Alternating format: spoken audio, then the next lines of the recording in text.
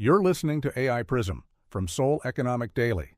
To analyze whether this changes your Korea supply chain strategy and identify the board-level action item, we must note immediately that Samsung's Foundry lines are already full, and its R&D apparatus is pivoting to sub-nanometer lithography. It's Thursday, July 2.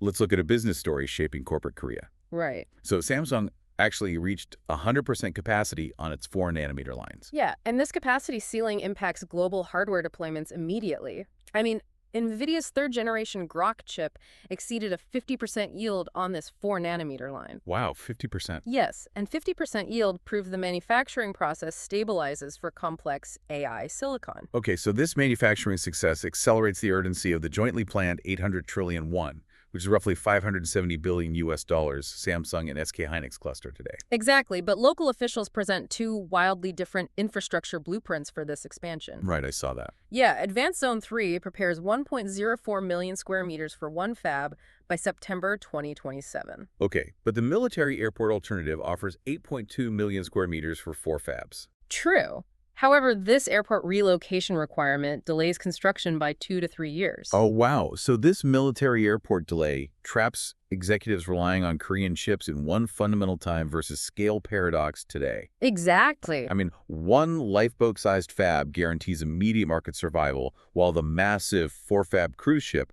requires a 3-year wait. That is a brilliant way to look at it. And, this unavoidable bottleneck drives contract prices up immediately. Like DRAM contract prices rose 5% to a record $21 in June. Seriously, TrendForce actually raised its third-quarter forecast to a 15 to 20% price increase. Yeah.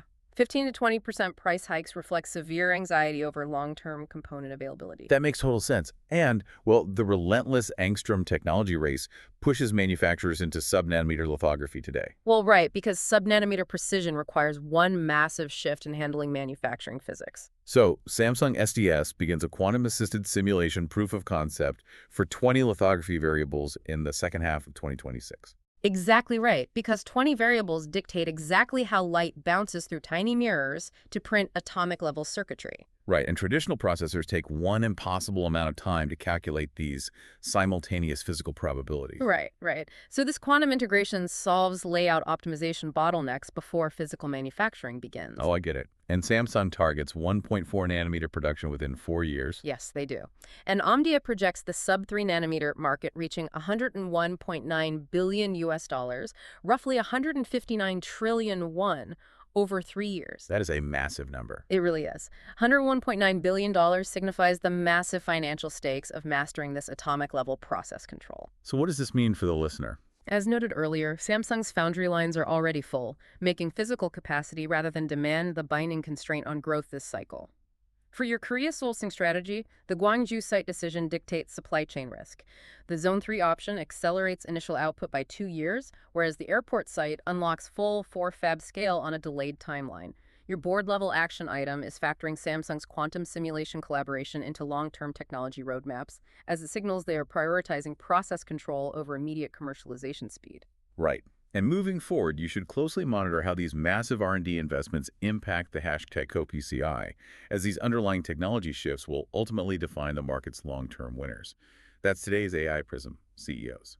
This episode was produced with AI assistance based on Seoul Economic Daily reporting and reviewed by a human editor. AI Prism is a 1 IFR award-winning series. We'll be back tomorrow. You've been listening to AI Prism from Seoul Economic Daily.